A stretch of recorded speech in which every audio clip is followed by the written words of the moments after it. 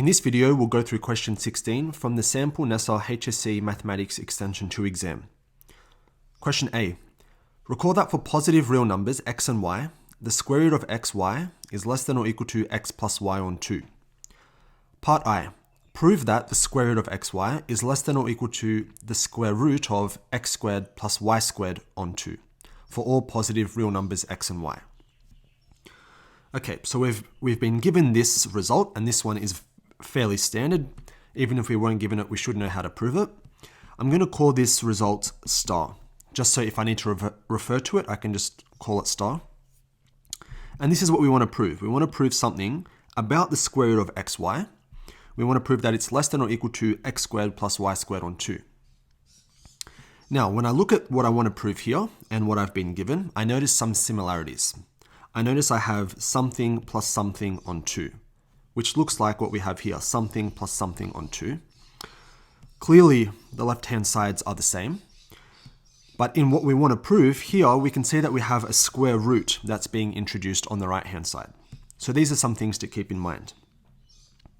Now, because of this remarkably similar form of this fraction, something plus something on 2 and something plus something on 2, it suggests to me that I want to make a substitution.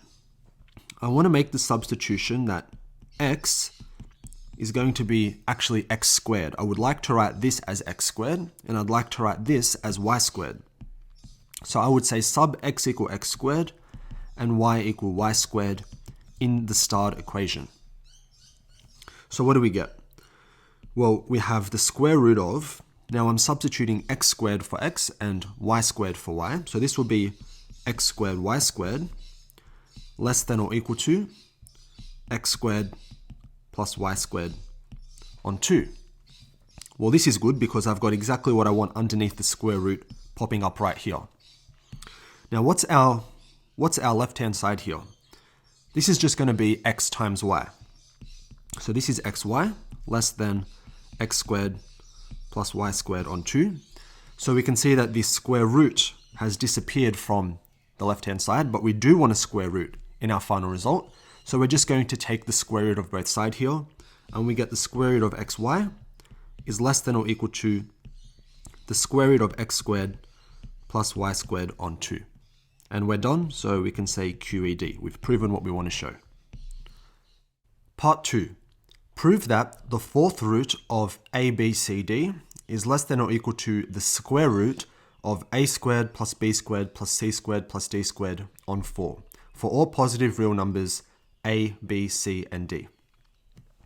Okay, when I look at a question like this, I can see that we have a fourth root here, and that seems a little bit foreign when we consider what we've been working with so far. We've only really worked with square roots, so a fourth root here looks a little bit out of place. So on the side of my paper, what I would be doing, I'd be squaring both sides here just to get rid of that fourth root. If I squared both sides, I'd end up with the following. I'd get the square root of ABCD is less than or equal to a squared plus b squared plus c squared plus d squared all on 4. And this looks like a nicer target to get to. And if I'm able to get to this line, then all I have to do is just take square roots of both sides, and I'll get exactly what I want. So this sort of becomes my new target, so to speak. Okay, so let's start off with our left-hand side and see what we can do with that. Well, we have the square root of ABCD, and I'm going to think of this as something a little bit differently. I'm just going to put brackets around these, around AB and CD. I'm going to separate these out into two separate parts. The square root of AB times the square root of CD. And the reason I want to separate it out like that is because the result that we proved in the previous part is the square root of two terms. So I'd like to have the square root of two terms and the square root of two terms appearing, because then I'm able to use this result here. And I kind of know that I want to use that result because I want to end up with my A's, B's, C's, and D's all being squared. And that's exactly what happens in this right-hand side of this result here. We get our x squared and our y squared. So that's what's sort of pushing me in that direction, or in that train of thought. Okay, so now we're going to apply this result, and I'm going to refer to it as result number 1. So this means that the square root of AB is going to be less than the square root of A squared plus B squared on 2. And the square root of CD is going to be less than the square root of A squared, sorry, not A squared, C squared plus D squared on 2. Okay, so now I'm starting to get A squareds, B squareds, C squareds, and D squareds popping up. Let's bring everything back underneath the one square root. So we have A squared plus B squared on 2, and C squared plus D squared on 2. And we want to take the square root of that. Okay, now I can see that if I multiplied my denominators, 2 times 2, if I just multiplied out these brackets, the denominators 2 times 2 will give us 4, which is what we want. However, in the numerator, I'd get A squared C squared and A squared D squared, and I'd get terms that are sort of doubling up. When I say double up, what I mean is I'll get A squared D squared, A squared C squared, I'll get B squared C squared, and B squared D squared. But that's not what we want. We want to have them all individually. A squared, B squared, C squared, D squared, individually. So I need to think about another way that I can, another thing that I can do with this part here. And we're going to use the original inequality that the question gave us, which is the one that we labeled star up here. Where is it? We're going to use this inequality here. So this is then going to be less than, and I'm going to write that inequality on the side here. It was it was the square root of xy, and we said that that was less than or equal to x plus y on 2. Now, to use that inequality on this expression, this thing here is going to be my x, and this thing here is going to be my y. So it's really 2 terms, just like we have here 2 terms, but those terms are just nasty things in themselves. But at the end of the day, it's still 2 terms. So according to this result here, it's going to be the first term x, which is A squared plus B squared on 2, plus the second term y, which is C squared plus D squared on 2. And then don't forget, we have to divide all of that by 2. So all of this gets divided by 2. Now, what is this thing actually equal to? If we just tidy up the messy algebra, this is actually going to be equal to A squared plus B squared plus C squared plus D squared all over 4, which is what our new target was. So what have we shown? We've shown, therefore, that the square root of A, B, C, D is less than or equal to A squared plus B squared plus C squared plus D squared, all on 4.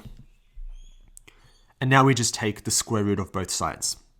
And we get the 4th root of A, B, C, D is less than or equal to the square root of A squared plus B squared plus C squared plus D squared, all over 4. And we've shown what we want to show, so we're done.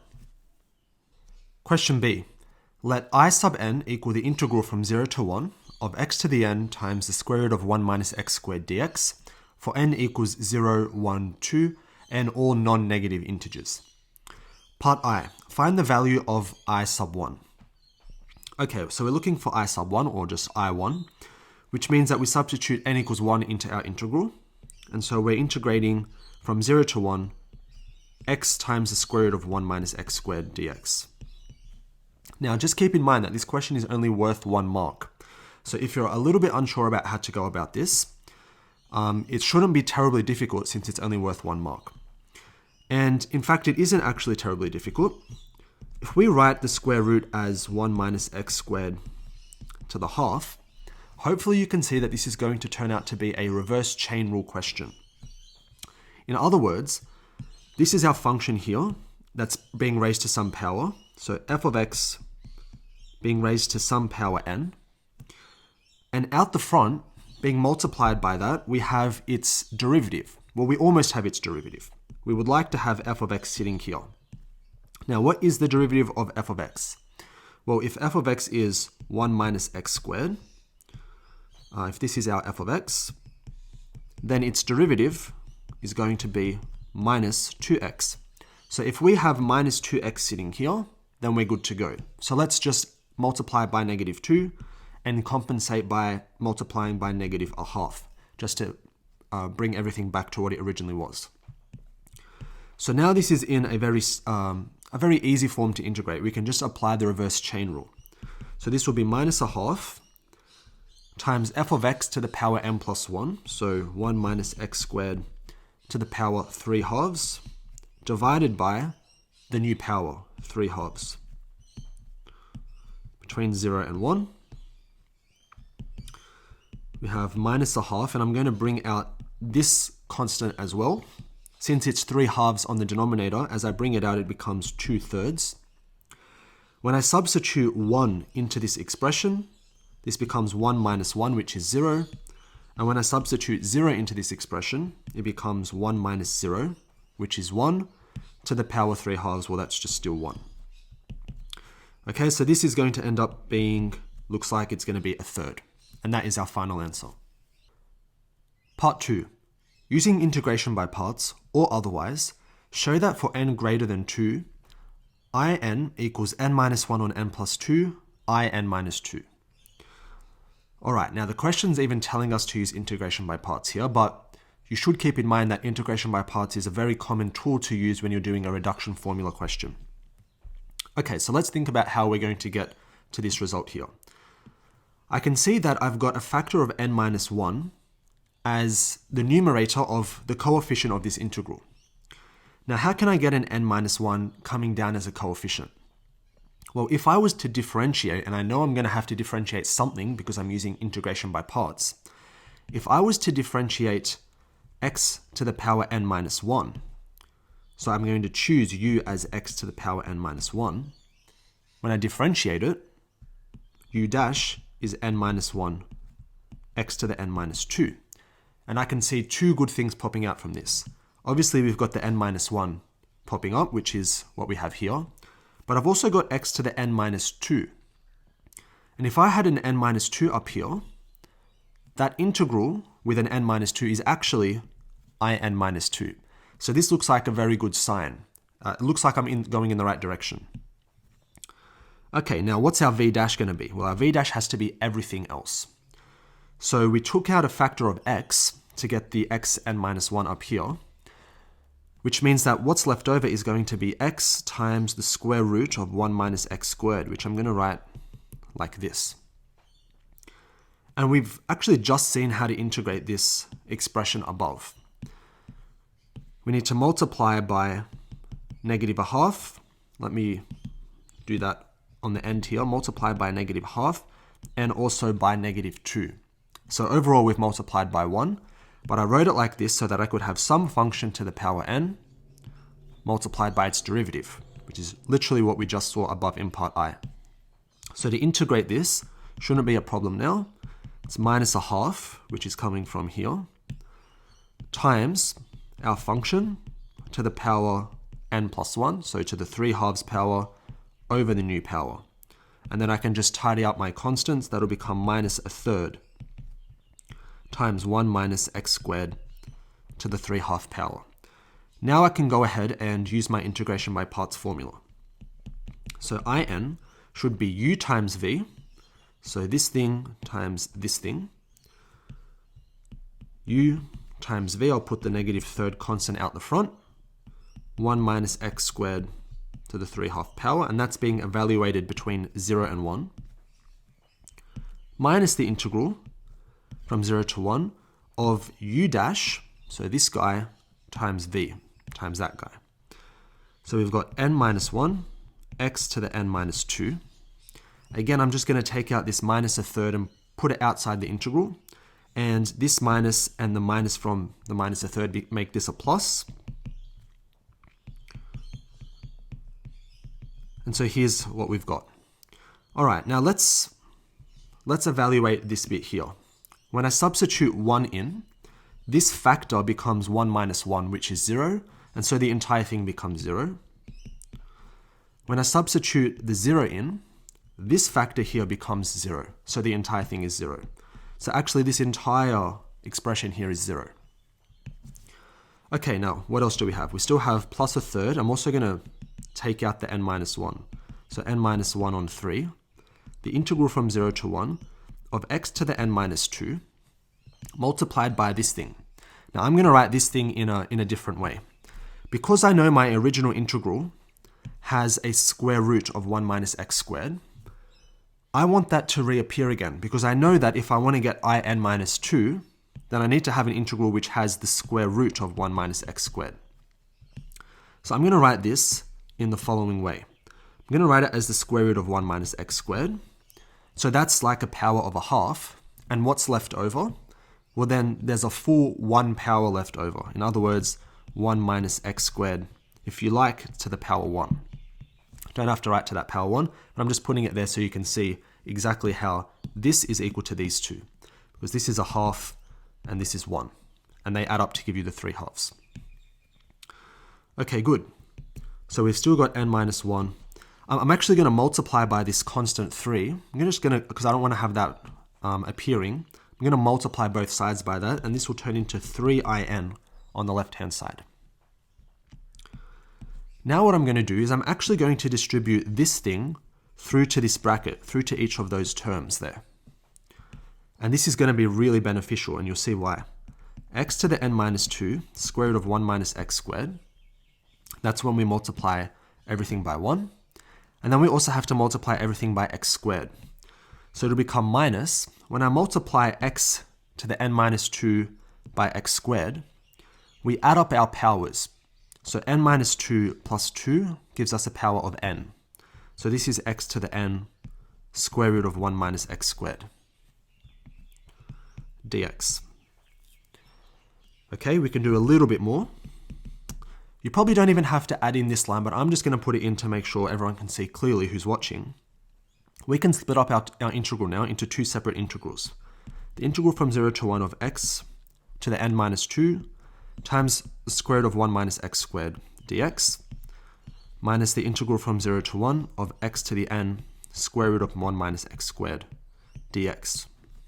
And this looks great because this is exactly in minus 2 and this is exactly in. So we're going to rewrite them in that way. n minus 1 times in minus 2 minus in. This is equal to 3 in. Now all we have to do is just basically some algebra. We want to rearrange to make in the subject of this. So we have n minus 1 times in minus 2 minus n minus 1 times in. That's equal to 3 in. I'm going to bring this to the other side. And when I do that, I'll have 3 in plus n minus 1 in. And that's going to turn out to be 3 plus n minus 1, which is n plus 2. So this will be n plus 2 in equals n minus 1 times in minus 2, and then we just divide through.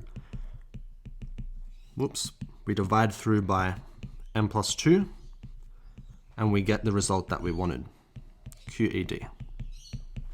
And that's the end of that part. Part 3. Find the value of I5.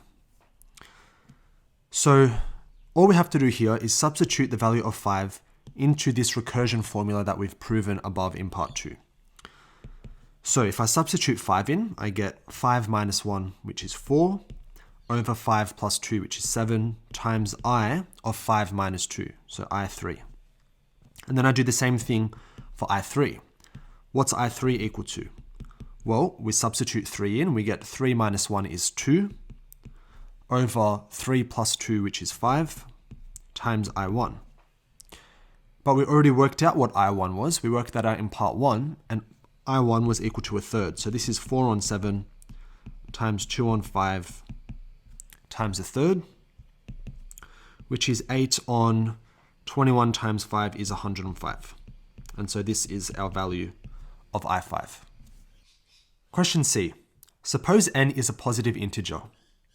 Part I says to show that this horrible expression is bounded below by minus x to the 2n and bounded above by x to the 2n. Okay, looking at a question like this, I think the first thing we have to do is start with what's inside here, okay? And we're going to try to make some sense of what's going on in here, and then hopefully we can bound it above by x to the 2n and bound it below by minus x to the 2n. So what I've written down here is the expression in between our inequalities, and I want to try to understand what's going on. So what I'm going to do is I'm going to look at what this is equal to. I'm going to expand out this summation here to see what's really going on.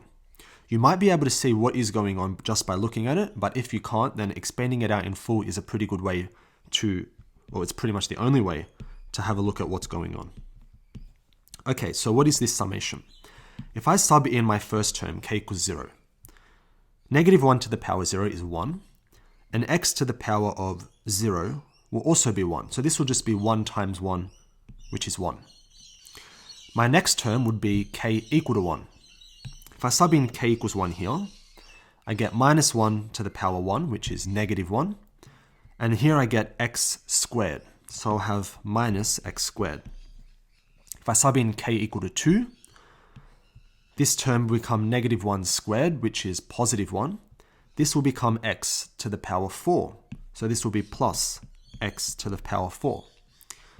If I sub in my next term, k equal to 3, this becomes negative 1 to the power 3, which is negative 1. And this becomes x to the power 6. So this will be minus x to the 6. And hopefully you can see what's happening each time. The power of x is going up by 2 every time. But we also have alternating signs. It's going minus, plus, and so on. Okay, so we can go plus, dot, dot, dot, all the way up to the last term. The last term, we substitute in n minus 1. So negative 1 to the power n minus 1. Now we don't know whether this is positive or negative because we don't know if n is even or not. If it's even, it'll be positive. Sorry, if n is even, n minus 1 will be odd, which means that this would be negative. If n was odd, n minus 1 would be even, which means this would be positive. But we don't know whether it's positive or negative. So we just leave it like this, and then it's x to the power 2 times n minus 1. So this is what our sum looks like. And hopefully you can notice that this is actually a geometric series. It's a geometric progression. Our first term, a, is equal to 1. Our ratio is minus x squared, because each time we're multiplying by minus x squared. Don't forget the minus either, because that's what's giving us the alternating signs. And how many terms do we have? Well, we don't even need to have it written out in full to see it. We can actually read that off from the summation. It's probably easier to read it off from the summation. We start at 0 and we go up to n minus 1. So if we start at 0, we add 1 to whatever we stop at. So 1 plus n minus 1 is going to be n terms. So we have n terms here. Okay, let's use the sum of a geometric series to find a closed form of this, something much neater and more compact. So we have 1 over 1 plus x squared. And recall that the sum of a geometric series up to the nth term is a into 1 minus r to the n over 1 minus r. Or you could have it as r minus 1, r to the n minus 1 over r minus 1 if you like, but really doesn't make a difference. So minus a, which is 1, times 1 minus r to the n. R is minus x squared to the n. And all of this is over 1 minus r. If r is minus x squared, this is 1 plus x squared. Okay, let's continue tidying up if we can. We can see that we have two fractions. They both have the same denominator. So let's join them into 1. 1 minus brackets 1 minus brackets minus x squared to the n. All of this is over 1 plus x squared. If we tidy up the numerator, this will be 1 minus 1, which is 0. And then we have minus 1 times minus of this thing, which is positive. So our numerator here is minus x squared to the n over 1 plus x squared. We can do a little bit more with this. This is really minus 1 times x squared to the n. Actually, I'm going to do this bit on the side just to save a bit of room. Our numerator here, minus x squared to the n, really is minus 1 times x squared to the n, which is minus 1 to the n times x to the 2n. So that's how I want to write my numerator in the fraction. I'm going to write it as minus 1 to the n times x to the 2n. Okay, so this is what I have at the moment. So what I've been able to do is this horrible looking expression here, I've been able to rewrite that in this form. Been able to rewrite it like this. So now my required to prove, I'm going to rewrite my required to prove down here. Know what's going on with the pen. Required to prove that minus x to the 2n is less than or equal to that horrible expression, which is this thing now, negative 1 to the n, x to the 2n over 1 plus x squared, less than or equal to x to the 2n. Okay, now I want to try to find a way in which I can deal with this denominator, which I've got here, but I don't have any denominators here or here. Now, if we were to look at the following, let's think about the following. 1 plus x squared. Okay, I'm writing 1 plus x squared because this is what I have in the denominator here. If x is a real number, and it is a real number, well then this is going to certainly be greater than or equal to 1. Right? Because x squared is always going to be some positive value. So if I add some positive value to 1, it should be bigger than just 1 without that positive value. So that's nothing. But I'm actually going to now take reciprocals because I want this expression here to appear in the denominator. So 1 over 1 plus x squared. When I take reciprocals, I have to flip my inequality sign. That's going to be the same, or that's going to be less than or equal to, rather, 1 over 1, which is 1. Good. This, I suppose I should be doing this in black because this is still part of my answer now.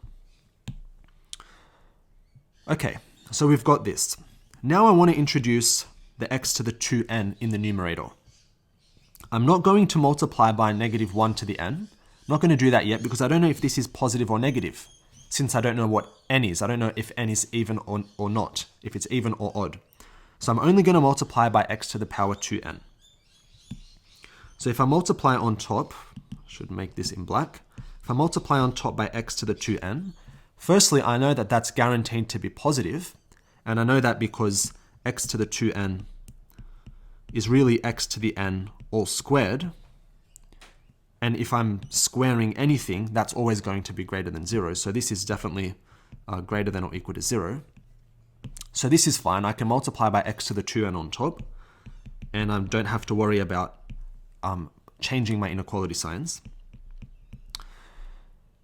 And now, okay, I've got this bit. I've got the upper bound almost, because I still need to have this value here, but I've almost got an upper bound.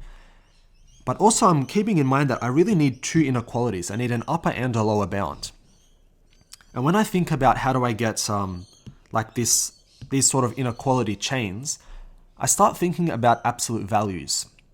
Because I know from my two-not knowledge, let's do this in green as well, that the absolute value of x less than a is really exactly the same as minus a less than the absolute value, sorry, not the absolute value, that should just be x less than a. So here I've got a chain of inequalities, which is sort of like what I want here. So this might be something that I look to try to exploit. And in fact, it is going to be what I try to exploit. Because remember, we want to somehow involve this negative 1 to the n in this thing here, so that we can get a negative 1 to the n up here. Now, the way I'm going to do that, I'm going to rewrite this in a bit of a funny way. I'm going to rewrite this as negative 1 to the n times x to the 2n over 1 plus x squared. Now I have to be careful because I don't know if this is positive or negative yet, but I do know that this thing is always positive. So the way that I deal with that is I just chuck some absolute values around it. So now this value, the value inside the absolute value sign, let me say that, the expression inside the absolute value sign is either this or it's either minus this. We don't really know yet. But chucking the absolute values around that ensures that it's always going to be positive. And so this is less than or equal to x to the 2n. But this is good that we have these absolute values involved with our inequality, because now we start using this result here. This means then that minus x to the 2n is less than or equal to minus 1 to the n, x to the 2n over 1 plus x squared, less than or equal to x to the 2n. And actually we're done. We've just proven what we wanted to prove, because this thing here is exactly the same as this horrible expression up here. Okay, so we've proven what we want. We've proven that it's bounded above by x to the 2n and below by minus x to the 2n. So we can say QED. Part 2. Use integration to deduce that minus 1 over 2n plus 1 is less than or equal to pi on 4 minus this sum, which is less than or equal to positive 1 over 2n plus 1. Okay, so this is what we're trying to prove here, and this is what we proved in part I. And the question's telling us to use integration. Okay, so what we're going to do is we're going to integrate each section here. We have 3 little sections. We have this side, the middle, and the right-hand side. We want to integrate all of those. So this is the integral of minus x to the 2n dx. That's going to be less than or equal to the integral of 1 over 1 plus x squared minus this sum, k equals 0 to n minus 1, of minus 1 to the k, x to the 2k dx. And that's going to be less than or equal to the integral of x to the 2n dx. Okay, so the question told us to use integration. We're using integration. But we should always look back at what we're trying to get to. We're trying to get to this thing here. And I can see that this has no x's in it. There's no x terms at all. Which means that when we do our integrals are going to have to be definite integrals. Because when we substitute in our values, we don't have x's anymore. So the question now becomes, what are our lower and upper limits of our integral? And there's a few ways that you could, I just want to put brackets around this because I'm a bit pedantic about that, but there's a few ways that you could maybe see what should go in for our upper and lower bounds. I think one giveaway is that we have a pi on 4 here. And when I look at this thing, this expression, this fraction 1 over 1 plus x squared, I know that when I integrate it, I'll get tan inverse x. And I know that when I substitute 1 into tan inverse x, in other words, I know that tan inverse of 1, I know that's going to be equal to pi on 4. So I know one of my limits is going to be 1. And since this is positive, that means I'm probably going to be substituting in 1 as the first thing that I substitute, which means that my upper limit is probably going to be 1. Now, what's the lower limit going to be? Well, just again looking at this term here, if there was a tan inverse x and I had to substitute in 1, I got pi on 4. But I need to substitute in something now to give me a 0 because there's really nothing that comes after the pi on 4. This bit in here is all related to the sum. It's not related to the tan inverse. So what can I substitute into tan inverse to give me a 0? Well, that's actually going to be x equal to 0. So my lower bound is going to be 0 here. Now, it might not be the case. It might be the case that I've thought this through and this isn't 0 and this isn't 1. Maybe this pi on 4 is coming from 2 other fractions combining to give me pi on 4. That's possible. But this is pretty good intuition as to what our limits should be. Let's go ahead and integrate and see if we're correct. And I think you can tell from actually these values here that this is going to be correct. But let's do it anyway. Integrating here, we get x to the 2n plus 1 over 2n plus 1 between 0 and 1 is less than or equal to, okay, this entire thing here. 1 over 1 plus x squared. What's that? That's going to be tan inverse when I integrate it. And what's this thing going to be when I integrate it? Well, this is basically, this was the series that we wrote all the way up here. This is basically just like a polynomial. So what do we do when we integrate polynomials? We add 1 to the power. Let's bring it back. Get rid of this. We add 1 to the power here, and then we divide by the new power. And that looks good because looks like we want to have a 2k plus 1 in the denominator. So this is going to be k equal to 0 and minus 1. Negative 1 to the k, that's just a constant. I'm integrating this thing because that's the only thing with x. So 2k plus 1 over 2k plus 1. That goes between 0 and 1. And then this is x to the 2n plus 1 over 2n plus 1 between 0 and 1. Okay, now we start substituting in our values. If we substitute 1 into this, we get minus 1 over 2n plus 1. If I substitute 0 in, I'll get 0. Okay, if we substitute 1 into this expression in the middle now, well, we already said tan inverse of 1 is pi on 4. If I substitute 1 into this summation, well, that's just substituting 1 in for there, and we have 1 to the power of 2k plus 1, which is 1. So this is just going to stay as the sum from k equal to 0 and minus 1, negative 1 to the k over 2k plus 1, times 1 to the 2k plus 1, which is, as we said, 1. So that was substituting in the value of 1. If we substitute in 0, we already said that tan inverse is going to be 0. And also this is going to be 0. And we're going to be summing up n zeros. So 0 plus 0 plus 0 n times, which is, of course, 0. So this is going to be minus a 0. And then this is basically the same as this, except we don't have a minus sign. So this will be 1 over 2n plus 1 minus 1. Excellent. So we're basically done. Let's just rewrite it without the zeros. And that's what we wanted to prove, so we can write QED. And that's the end of part 2. Part 3. Hence deduce the value of the sum from k equals 0 to infinity of negative 1 to the power k over 2k plus 1. All right, the question says hence. That means we need to use the results that we've already proven, and we don't have an option. We have to use it because it doesn't say hence or otherwise. Okay, so how are we going to use the results that we've already proven? Well, we can see that this sum here that we're trying to evaluate looks remarkably similar to this thing. The only difference is that our upper bound of our summation is infinity. Here our upper bound is n minus 1. So that suggests to me that we need to take a limit. We need to take the limit as n approaches infinity of this thing here, so that we can get this value.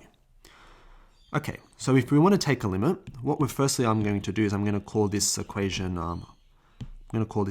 star in green, and I'm going to say let n approach infinity in star. Okay, now how does that help us? Well, what we need to do is we need to actually take the limit as n approaches infinity of every part of this inequality chain. So we have to take the limit as n approaches infinity of this, and of this. So I would be writing the limit as n approaches infinity of minus 1 over 2n plus 1 is less than or equal to the limit as n approaches infinity of pi on 4 minus this summation from k equals 0 to n minus 1, negative 1 to the k over 2k plus 1. I'll put that in brackets. And that is less than or equal to the limit as n approaches infinity of 1 over 2n plus 1. Okay, let's move this up. Let's work out these two here because they're quite easy to work out. As n goes to infinity, our denominator gets larger, and this stays as negative 1. So this is minus 1 on something really large, so this is 0. Let's have a look at the middle one. When n goes to infinity, pi on 4 is untouched because it's not even related to n. It's got no n term, so it stays as pi on 4. What happens to this thing? Well, we don't know what happens to that. That's actually what we're trying to find out. So we can just write this as the sum from k equals 0 to infinity of negative 1 to the k over 2k plus 1. Okay, that's the middle bit done. Now we're looking at this bit here. What happens to this? Well, just like on this side, the denominator is getting larger, numerator is staying put, so 1 over a large number is 0.